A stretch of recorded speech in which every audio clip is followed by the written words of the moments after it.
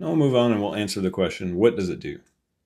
When it comes to choosing a technology, it really helps to have a list of specific requirements for a part.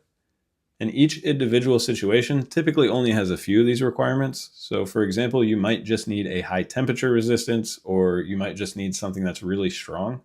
But when you step back and look at all of the possible applications, there's a pretty long list of these requirements that you could run into at some point.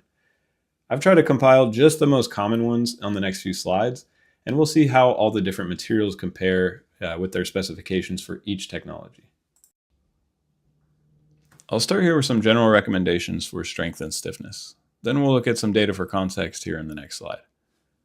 We can really break it up into two scenarios. A part can have either a planar or an isotropic requirement.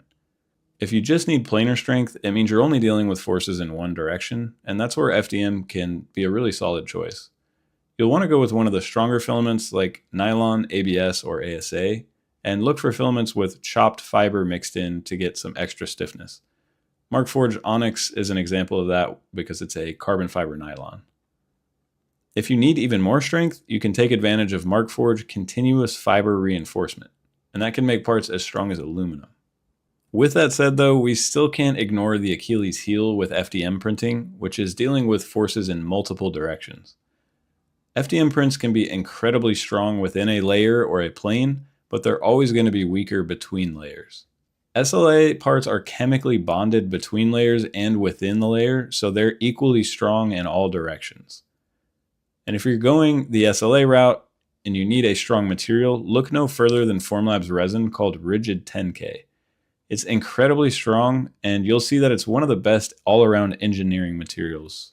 SLS is a good secondary option here because it's much stronger between the layers than FDM, and you get some pretty cool options with a nylon 11 that has some chopped carbon fiber mixed in. That's the strongest one available from Formlabs. So those are our go-to options for strength and stiffness, but for everything in between, here's our first comparison chart. This one plots the tensile or Young's modulus of each material, so you can get a good idea of the overall stiffness of each one of them. A couple things worth noting here. One is how high Rigid 10K is compared to all the other 3D printing materials that are more common. And this is actually where its name comes from because it's withstood 10 GPa during this test.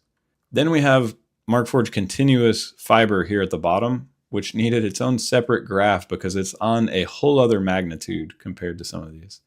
So if you really need that planar strength or you can multi-piece your part, it's really hard to beat that continuous fiber.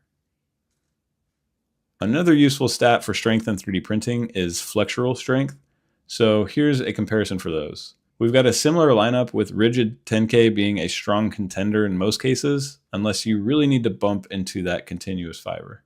This is probably also a good time to mention that this webinar will be uploaded to YouTube later, so if anybody is rapidly reaching for the snipping tool to get a screenshot, we'll make sure you get access to this later.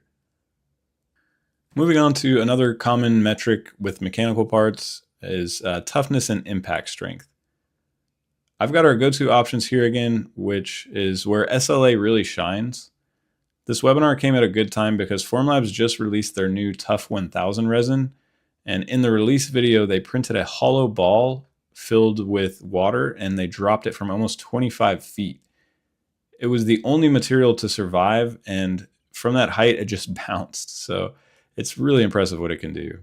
With SLS, you'll want to go with either nylon 12 tough or nylon 11. And with FDM, nylon is one of the best choices because of its ductility compared to ABS or ASA. A good metric worth looking at here is the IZOD impact test, where a small pendulum strikes a sample that has a notch cut into it. Typically, high stiffness materials don't flex and they're brittle under impact, so we finally see Rigid 10K and carbon fiber fall a bit lower on these graphs, and high strength, high temp fiberglass is on top for the continuous fiber. Last up for mechanical properties is when you need a flexible material. There's not necessarily a clear winner here. Sometimes it's just a matter of identifying what shore value you're aiming for. And SLA definitely has the biggest range of options, going from a very soft silicone at 40A all the way up to a flexible resin at 80A. Next up, we've got temperature resistance. And again, we've got a couple of go-to materials here.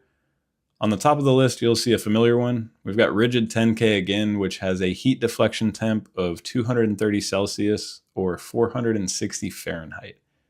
The same as their high temp resin, which can even be used for low volume injection mold runs, which is honestly pretty wild for a 3D printed polymer.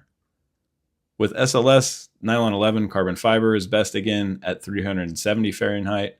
And with FDM, you'll see materials that are common in aerospace, Ultim, Peak, and PEC. Markforged has a carbon fiber filled PEC material that they call Vega, which has probably the best surface finish out of the FDM group here. We can quantify our temperature resistance by using heat deflection temperatures. So here's how those all compare with the full material lineup. And again, we've got rigid 10K as a clear winner, even compared to traditional manufacturing materials.